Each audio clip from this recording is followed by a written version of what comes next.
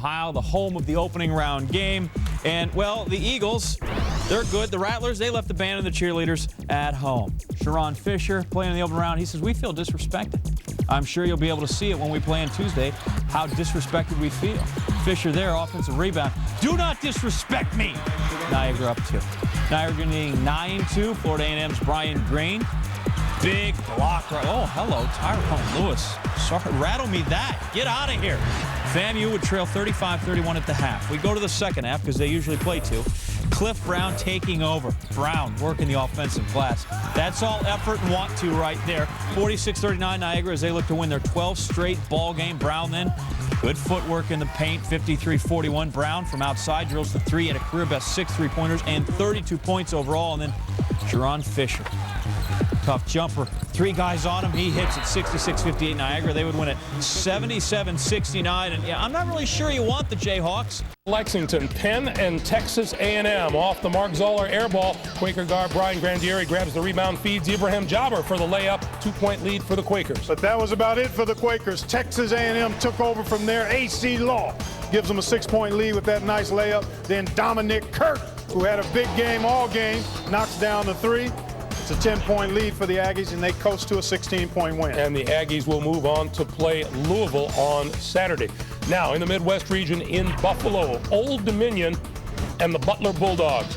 Butler's Pete Campbell with a 3 and a 35-32 lead for Butler.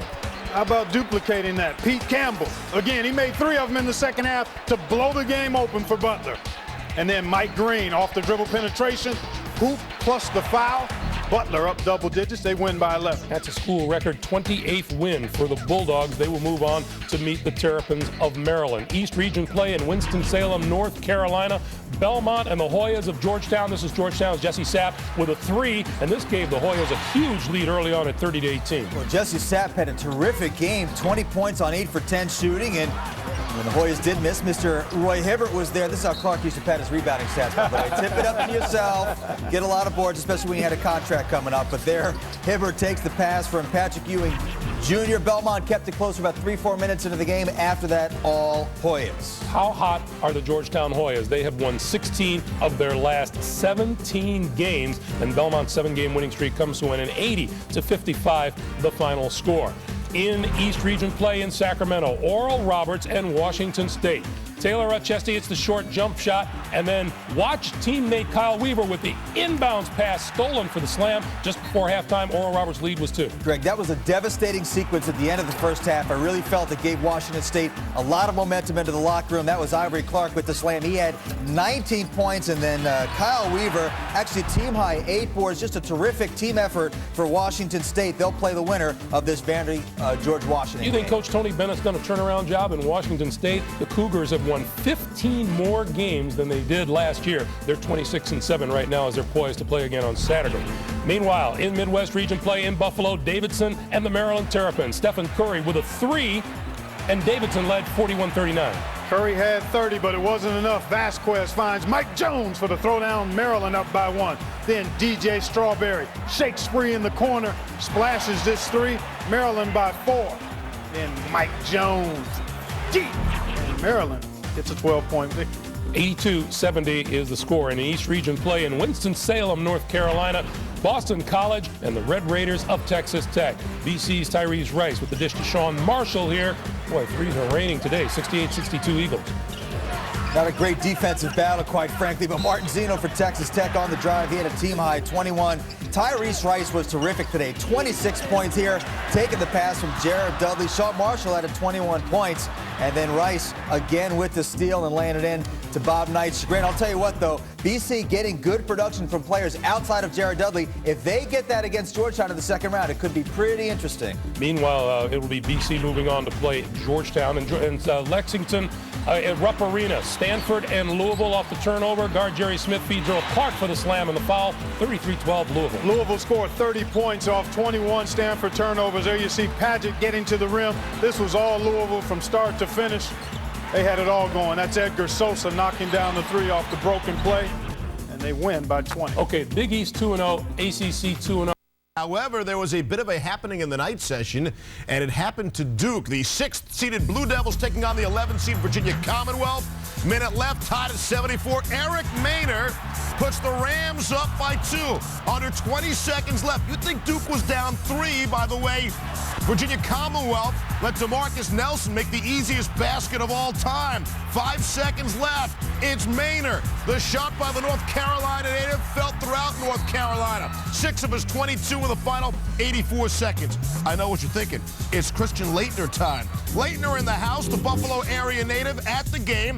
We flash back 92 regional finals, 2.1 left. Laettner off the inbounds. The buzzer beater to beat Kentucky. Duke went on to the championship that year. Back to Thursday. Josh McRoberts inbounds to Greg Paulus, and the heave, no. Anthony Grant's squad, their first tourney win in 22 years. Virginia Commonwealth holds on to beat Duke. The Blue Devils bow out in the first round for the first time since '96. Just the 3rd time they've lost their first tournament game in the Coach K era. They end the season with 4 straight losses for the first time since a 5-game skid ended the 76-77 campaign. And they can thank VCU sophomore Eric Maynard for all of it. I was able to get to the rim on the last 2 possessions before that.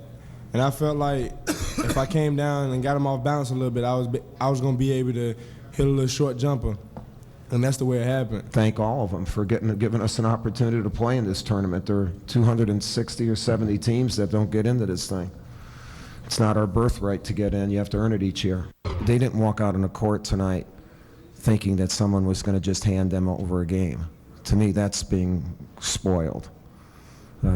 They've worked hard all year, and they'll work hard again as we prepare for next season. All right, not to get ahead of ourselves, but everyone going into the tourney was talking about who's this year's George Mason. Well, VCU does come out of the same conference, the Colonial Athletic. Both are located in Virginia. Both have similar student enrollments.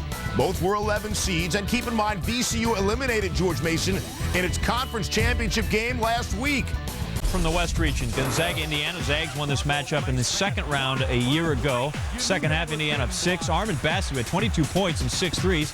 Here shares with his buddy Earl Calloway, who had 11 and the Hoosiers are up 8. Later, 6-point lead again for Indiana. DJ White didn't play in the loss to the Zags last dance. Played in this one 16 points, and it's the Hoosiers 70-57. Indiana will take on UCLA in round 2 on Saturday. The South, top seeded Ohio State, the 16-seed Central Connecticut. You know, no 16 has ever beaten a 1. They don't see a whole lot of Greg Oden types at the gym in New Britain. Oden and the Buckeyes had a 38-17 lead at the half, and then Oden just couldn't be stopped. 19-10, so a tough night all around for all Blue Devils. Staying in the South, 8-9 game, BYU and Xavier. Danny Ainge in the house to watch his son Austin play. Under 8 minutes left, BYU down 3, and Austin Ainge gets it to go. Ainge had 12. BYU was down 1. 2 minutes left. Xavier down 2. Drew Lavender had himself a ball game, tied things, and then Lavender again attacking the basket. He had 17. Xavier advances beyond the first round for the 4th time in their last 5 tourney appearances. So, here's the deal. Thad Matta will face the team he took to the Elite 8 in 2004 when his Buckeyes face Xavier on Saturday. East top seed North Carolina, Eastern Kentucky. Roy Williams coaching just a day after the death of his sister. So certainly difficult circumstances there for the coach. Brandon Wright throws that one down. UNC up 41-20, led by as many as 27 in the first half. And Eastern Kentucky got it down to 4, but could not hang on. Rayshon Terry, the alley-oop slam. Tar Heels win at 86-65. Roy Williams now 17-0 all-time in first-round games. Should be the closest matchup, the 8-9 Marquette, Michigan State. Golden Eagles did not make a 2-point basket in the first half. In fact, only 5 for the game, tying an NCAA tourney record. Drew Neitzel, unbelievable shot, though, in the second half. Neitzel had 12. Michigan State a winner. So, it will be a rematch of 2 teams that squared off in the 2005 national semifinal as Michigan State takes on North Carolina Saturday. UNC won that game 2 years ago by 16 en route to the national title. Winthrop and Notre Dame in Spokane. And Notre Dame within 1. They rallied hard. That's right. Winthrop closed it out, though. That's Chris Gaynor making the 3. Then Michael Jenkins on the break. flips to Craig Bradshaw. Greg Marshall's team gets the win. Don't call them Cinderella. It is finally their time. Winthrop with their first win in NCAA tournament play. Well, it's the 7th time. Lucky number 7. I've got a couple shamrocks in my pocket. I've got the lucky tie on. It's all worked well. But you know what? Notre Dame came back. They made that run, and we finally made a couple plays to put them away. So the Eagles of Winthrop now move on, and they'll play the winner of the Miami of Ohio-Oregon game that you're watching now. Meanwhile, in the South region in New Orleans, Creighton and Nevada. What a terrific game this was. The All-American Nick Fazekas was pretty tough in this game. In fact, both teams tough right down the wire. That was Ramon Sessions in overtime, then Anthony Tolliver going to throw it down. It's a 4-point lead for Nevada, and then Sessions up and under. And Nevada moves on in overtime over a tough Blue Jays. Tied at 59 at the end of regulation. The Wolfpack wins it by 6. They'll move on to meet Memphis. And North Texas and the Memphis Tigers. Speaking of the Tigers, Joey Dorsey will spin and dunk. That's doing work down in the low post, partner. Good hands here by Andre Allen. And the little fella going to leave it for CDR. That's Chris Douglas Roberts. And Memphis cruises. Memphis has won 23 in a row. That is the nation's longest active winning streak. We'll take a time out and we'll continue to travel the road to the Final Four after this.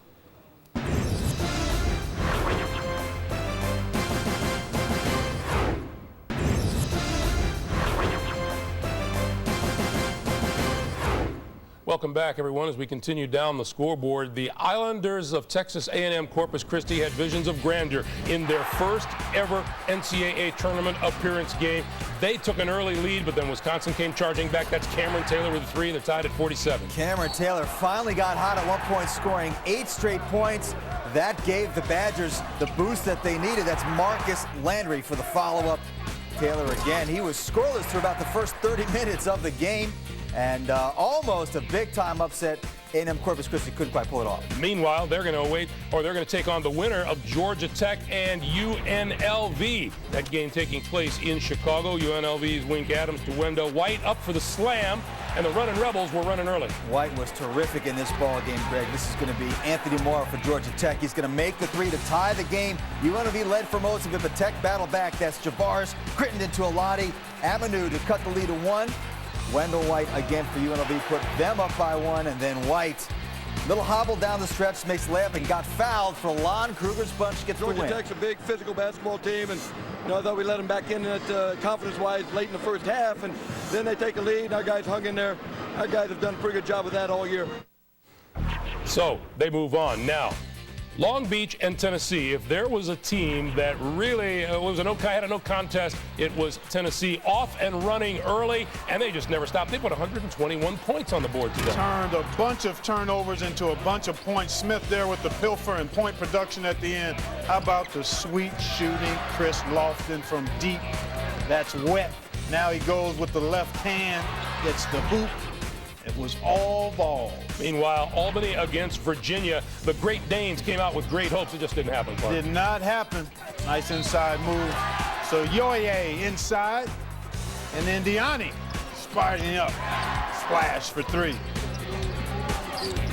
And that's J.R. Reynolds, who was absolutely on fire all game long. So Virginia will move on to play Tennessee, and we thank you for joining us on AT&T at the half. We'll send you back to Spokane for the second half after this. Only one. This one, Longhorns, a 4 seed, opening up against New Mexico State. There's Kevin Durant. And here's Durant actually making a hoop. He had 27. Most of them came from the charity stripe, 15 of 16 from the line. Second half, New Mexico State down 1. Aggies fought hard throughout the whole game.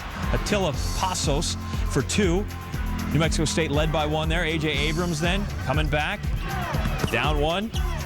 And now the Longhorns are up 1. Later in the second half, Texas up 5. And another freshman, DJ Augustine, played all 40 minutes, put down 19 points, and Texas wins at 79-67. Eyes of Texas. It's your ears. Listen up, Rick Barnes.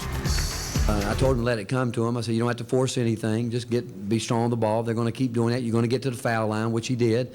I said, whatever you do, don't just settle for threes. And I said, keep driving the ball. And you'll get the calls. When teams double and triple me, I mean I just pass it back to the wide open man.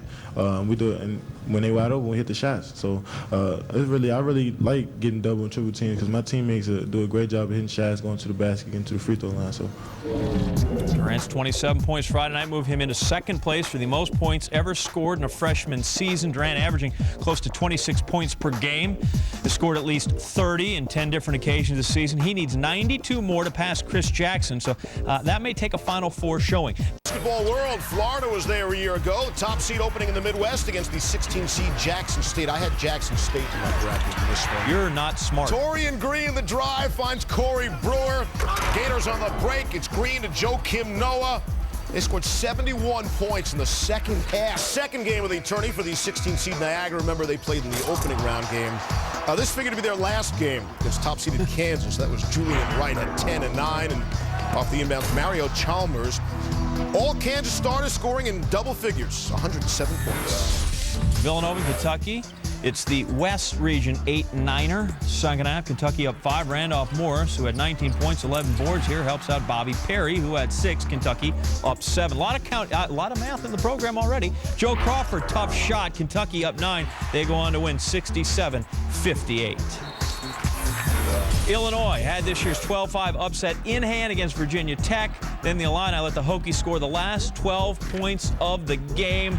Ron Washington hits the bank shot there. Tech defeats Illinois 54-52.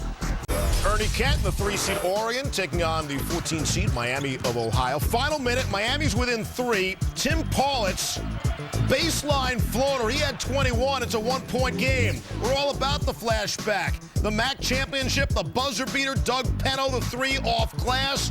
That's how Miami of Ohio advanced to the NCAA tournament. So here you go. Closing seconds of this one. Miami needs a 3 to tie. Michael Bramos, want to be a hero? Tough look, front of the rim. Oregon able to hang on the 3 seed and advance on. They will face Winthrop in round 2 on Sunday. Winthrop is one of only 2 double-digit seeds to advance in the first round.